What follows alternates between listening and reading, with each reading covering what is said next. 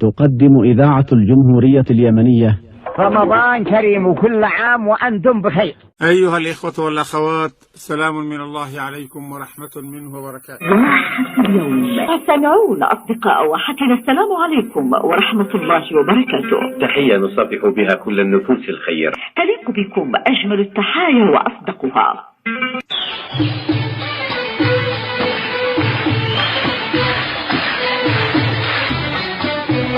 من قديم الزمان جاءت المقولة المشهورة: عامل الناس كما تحب أن يعاملوك. هذا من مبادئ العدل، لا تتعالى عليهم وتفضل نفسك، لا تزاحمهم في مصادر أرزاقهم، لا تعطي لنفسك حق الوصاية عليهم والتحكم في مصائرهم. هذه الأشياء وغيرها لا تحبها أنت إن عاملك بها شخص آخر، ولا تتقبل منها شيء يشعرك بالنقص والتبعية والمهانة، فأنت تحب أن تلقى أفضل معاملة فيها تقدير واحترام وإنصاف لما تقوم به من أعمال. كذلك الآخرون يحبون ذلك، ويسعدهم أن يلقوا المعاملة الحسنة التي تضعهم حيث يستحقون. قد يقبلون بالزيادة ويعتبرونها مكرمة وحسن خلق، لكنهم يرفضون الانتقاص من مكانتهم ومن جهودهم ومدى إتقانهم لأعمالهم. عندما يبدأ الإنسان بتطبيق مبدأ العدل في التعامل فيما بينه وبين المحيطين به، سيعم العدل والمساواة المجتمع كله، وفي كل الأمور فلا يطغى أحد على آخر ولا يسخر منه أو يقلل من أهميته واستحقاقه، لأن الناس كلهم ألفوا أن العدل هو السائد وهو المنظم لشؤونهم وعلاقتهم، فلا يقبلون بغيره. ابدأ بنفسك أيها الإنسان في أفعالك وأقوالك ومواقفك.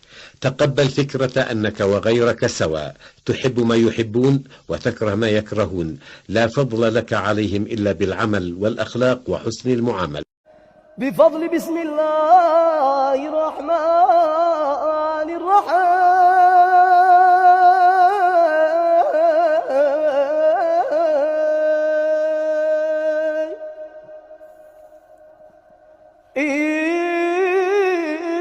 إن الله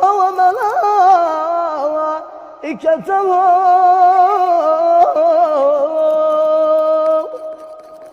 يصلون على النبي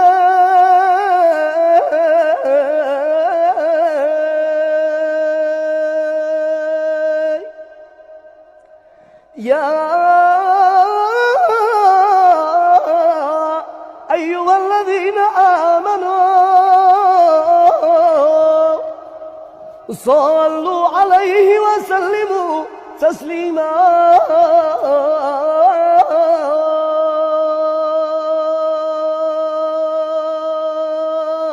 شهر رمضان الذي أنزل فيه القرآن هدى للناس وبينات